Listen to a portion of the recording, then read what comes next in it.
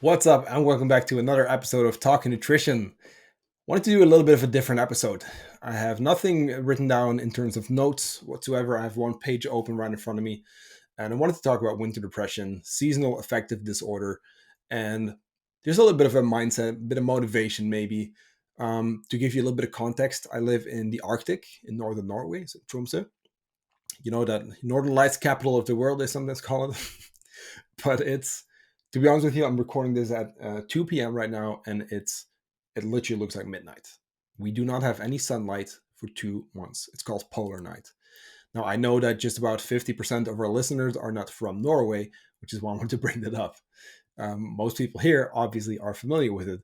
But guys, you don't have to live in Norway to know that winter is a bit of a dark time.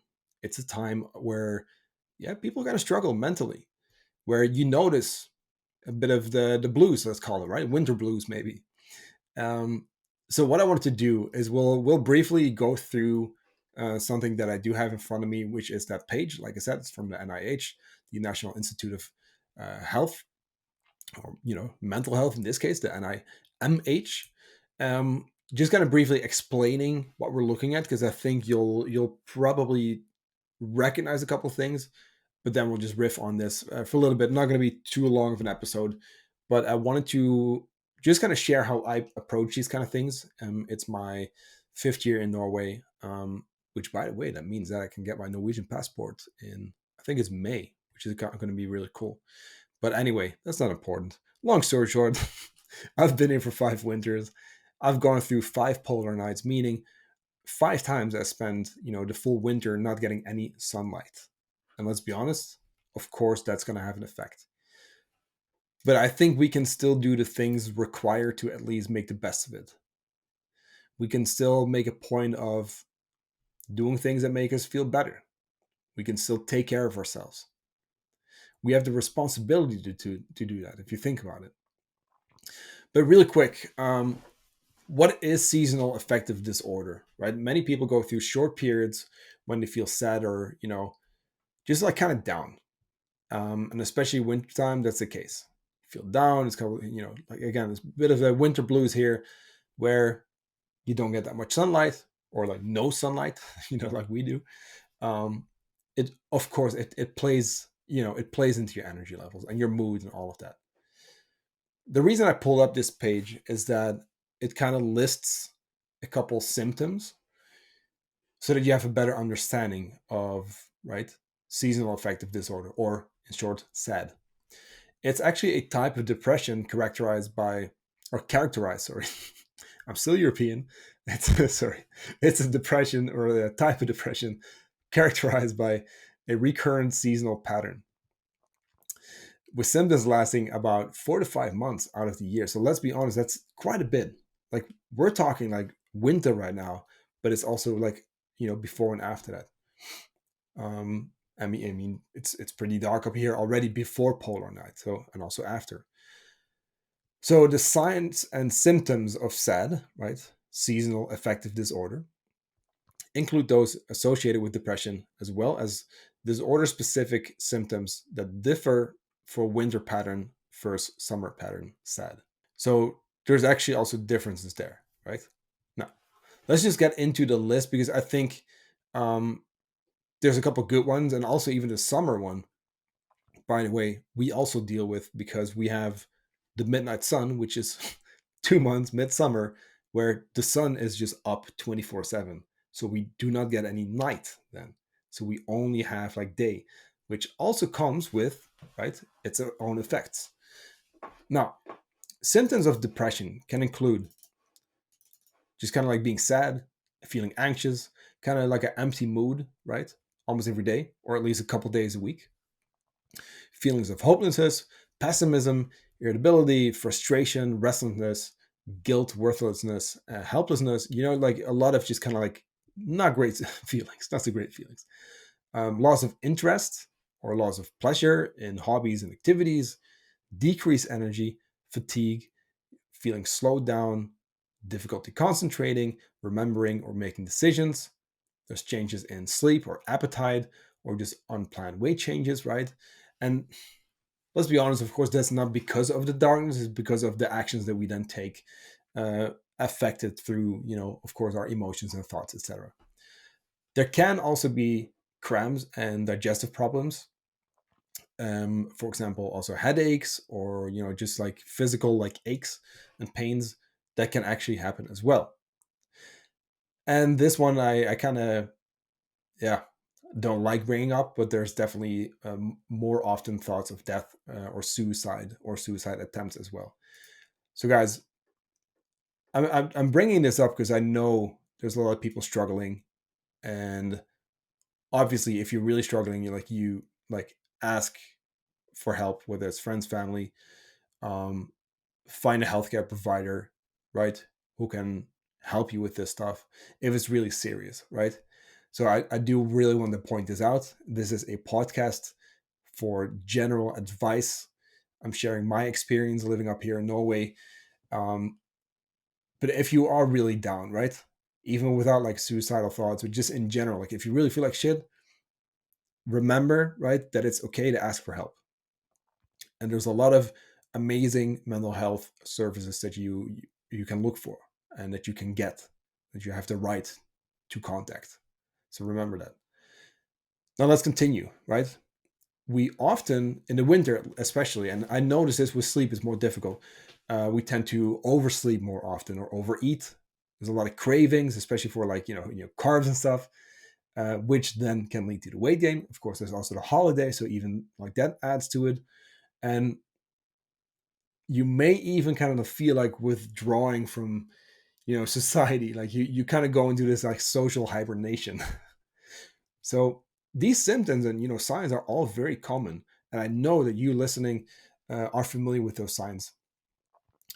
Now for the summer one, it's a little different. The one that I can definitely notice here is trouble sleeping. Sometimes that also comes with like poor appetite and stuff, just restlessness, like you don't really feel rested. We got like what's it called, blackout curtains. It helps, definitely, but also that is not like, it doesn't fix everything. Like there's still a little bit of light coming through, so actually I gotta create something else, or have one of those, what's it called again, blinders maybe, um, to really cover up our whole window so that it's actually dark, because we all know that a dark room is super super key for sleep. Now, um, that's really kind of like everything I wanted to dive into, like on this page. I'm not going to read the whole thing to you. But here's the thing, guys, right? Again, it can be pretty hard on some of us, and that's why I'm sharing this stuff with you. Full transparency, there's definitely been winters up here where I think in the moment I don't like. So here's my thought on depression, right? I don't like it when people call themselves depressed. And I think in 2023, as much as it's real, it's fucking real, right? Anxiety, those kind of things. Absolutely. I'm not saying that is not real. But I think that in 2023, we throw around those words a little too often and a little too easy, because we have it too good. We do. Let's be honest. We live in a world of access, luxury, and in the next episode, we're actually going to talk about that. Um, and self-control, discipline, those kind of things. Like we're going to talk about that in the next episode. But like, let's be honest, we have it pretty fucking good. And because of that, right, any bit of like discomfort, or any setbacks or whatever it is, or anytime we feel like just a little crappy, oh, I'm depressed. Like, no, like depression is a serious thing, and I don't think we should just throw this around, which makes me even hesitant of saying, right, hey, I definitely, some winters, let me say it this way, I definitely showed some of those symptoms that we just addressed, which again, based on the NIH, are also those same symptoms associated with depression. So let me say it that way. I had those feelings, right? Quite a bit. Two winters that I can think of, like specifically. But more importantly, I notice every single time at the end of it, once the sun comes back, how much of a difference it really is. Right? And that's why I want to record this episode, because I've felt that difference. And I can't describe it. It's weird because I come from a place where, of course, we have darker winters in Holland, but it's still different than here. You know what I mean? Like there was still sunlight actually. Um, it's a weird experience, and I don't think anyone who doesn't actually live through it will fully understand.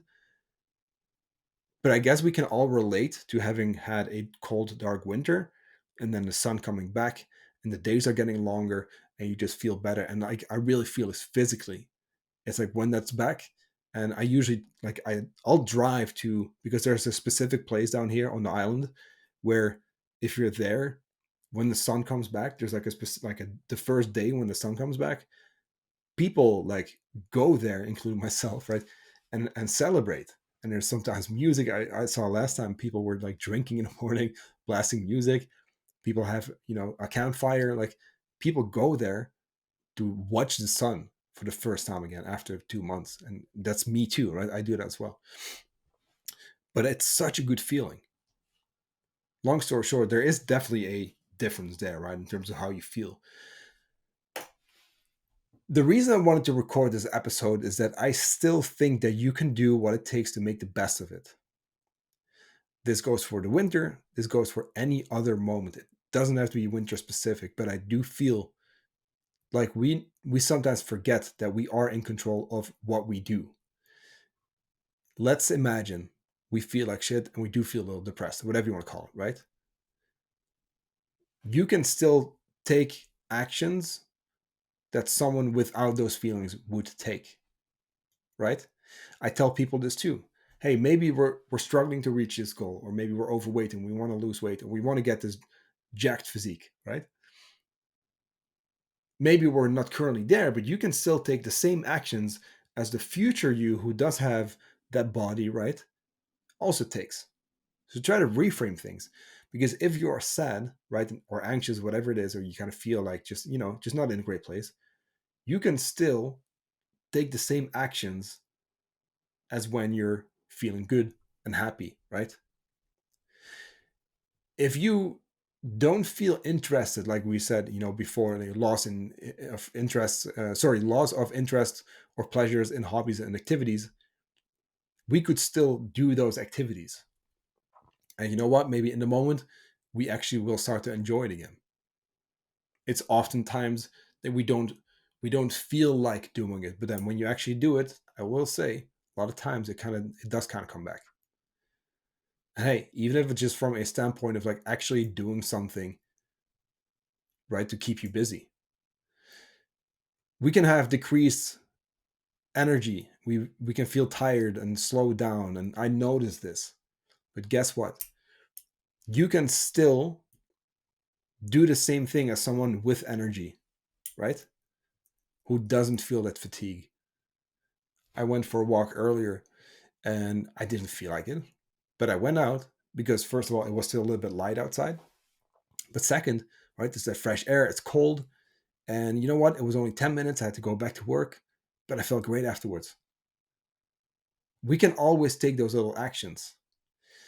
If we have a difficulty with concentration or decision making or whatever it is, like let's stick to concentration in this example.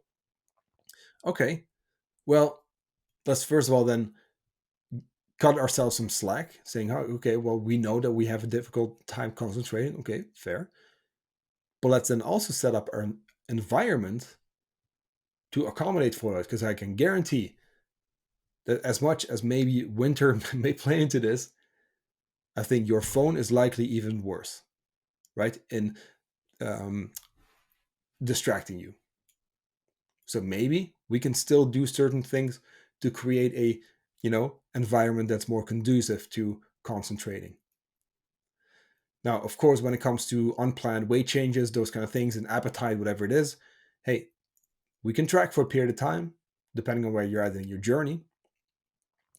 And again, guys, like if we really struggle, we can still, as much as this doesn't like directly removes those feelings and thoughts, whatever, if we feel like shit, we can still make a point of talking about it with a friend or family member, with, a professional. Get therapy, right? It's okay. I think, especially these days as well, Therapy is one of those where still it's getting better now. It's getting more common now. But therapy is like one of those things where it's often viewed as, oh, there's something wrong with you when you go there. But like I think we need to flip that and say, hey, what about you can go there before things get out of hand. You know what I mean? More like a preventative thing. That's what this whole health and fitness thing is, right? In a way, if you think about it. Okay, maybe we first need to get you to a healthy spot, like kind of depending on where you're at in your journey. But either way, we can do this to prevent getting sick, right?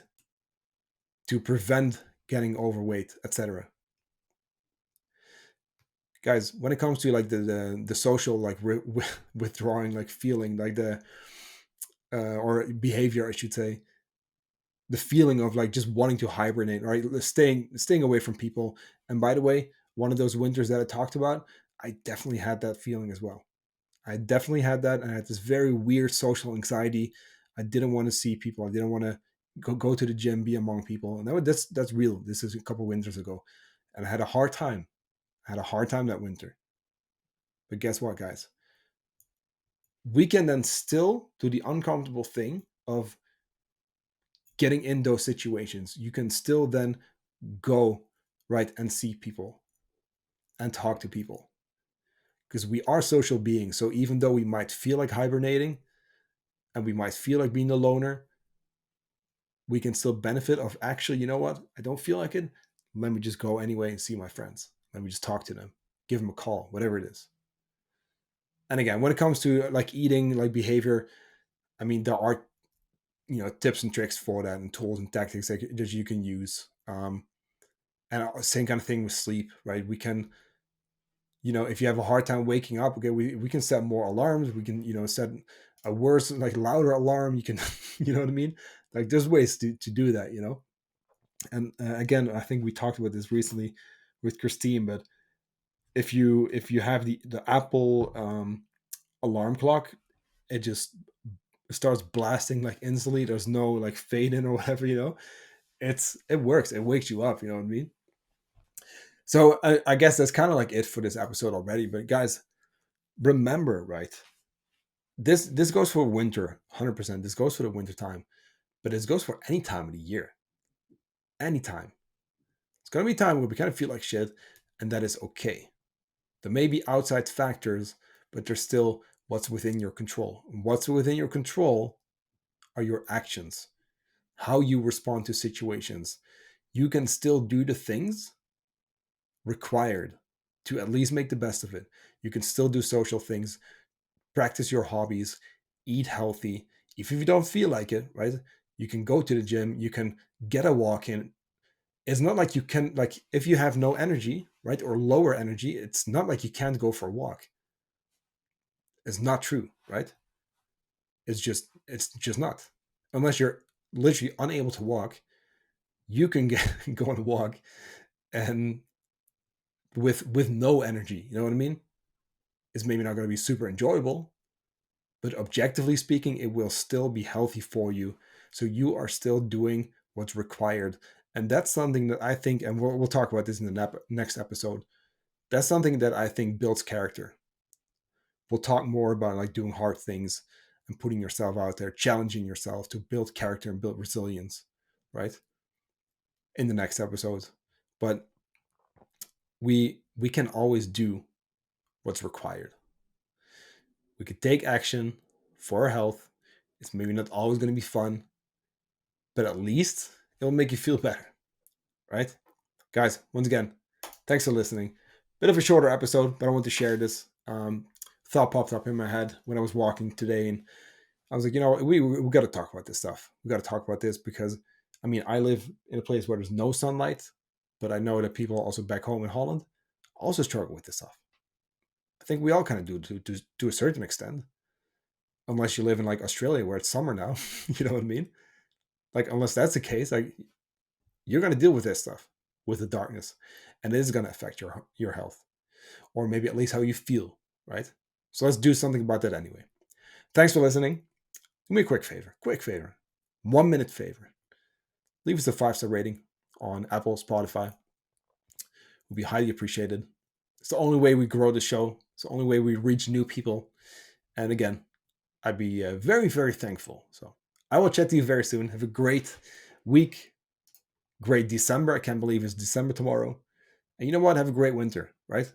Make the best of it. Just have a good time, or at least try to make the best, of the situation. And then before you know it, if you just stay busy, winter will be over, because it actually happens pretty quickly if you think about it. So I'll talk to you soon.